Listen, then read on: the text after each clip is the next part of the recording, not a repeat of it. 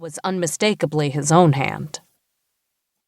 Martin wasn't sure how much time he'd spent trying to trace a path from his current position back to some kind of origin.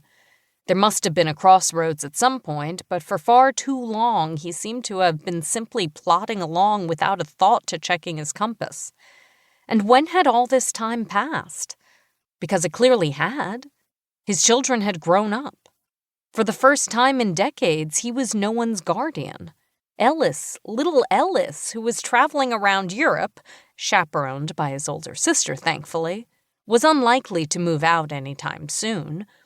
But he turned his eyes towards the horizon, and sooner or later Martin would have to watch his son pack his vests into boxes and relocate to a commune on Hissingen, where he would listen to Jacques Brel with half-closed eyes, no longer hiding the fact that he was smoking.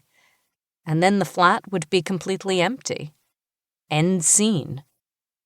Rationally speaking, Martin thought as he lay on the rug, because he sensed rationality was all he had left at this point, rationally speaking, he understood this was part of the process.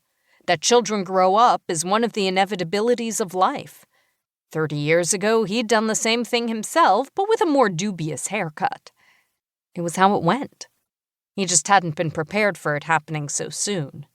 He hadn't pictured the emptiness, hadn't realized loneliness would spread through the rooms and take over the entire flat while his hair turned gray, his legs got thinner, his hearing failed, and the years vanished without leaving anything in exchange. And one day it would all be over, leaving behind nothing but stacks of paper. Martin closed his eyes and pictured Gustav Becker, even though it was important not to think too much about Gustav, especially not Gustav laughing, his thin fingers closing around a cigarette, his eyes holding Martin's until Martin looked away. Martin looked to his right, papers, to his left, papers, and then turned his attention back to the ceiling again. So white and untouched, so unwritten. Part 1. The Great Library of Alexandria. 1. His alarm jerked him awake. It was March and still pitch black outside. Martin heaved himself up, turning his bedside lamp on and the alarm off. A text from his son, sent at 3:51 a.m., lit up the screen of his phone. Coming home. NB. I declined to be celebrated. Martin sighed.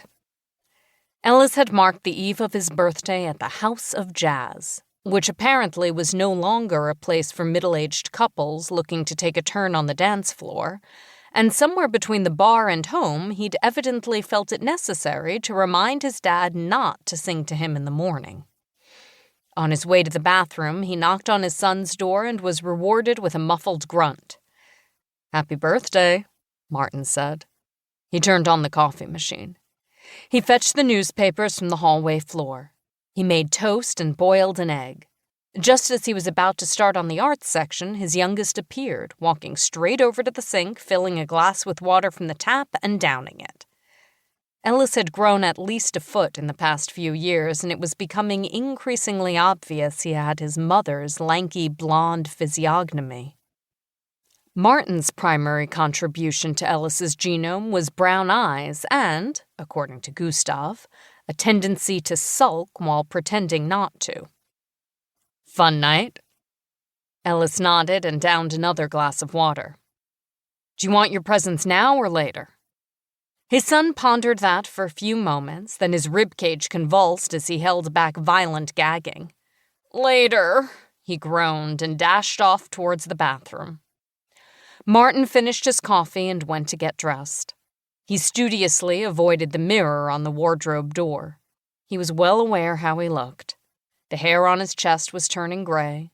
His calves were scrawny, his knees knobby. The fact that he worked out 3 times a week at Gothenburg's most expensive gym seemed to make no difference.